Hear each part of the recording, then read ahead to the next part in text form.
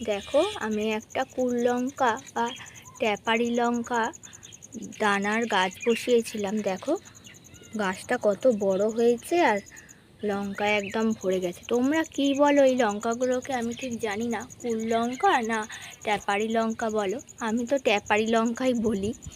তো আমার আগে এরকম একটা পুরনো এরম লঙ্কা গাছ ছিল, সেইখান থেকে একটা লাল লঙ্কা হয়েছিল। সেটা থেকে আমি দানাটাকে শুকিয়ে নিয়ে আমি বসিয়েছিলাম।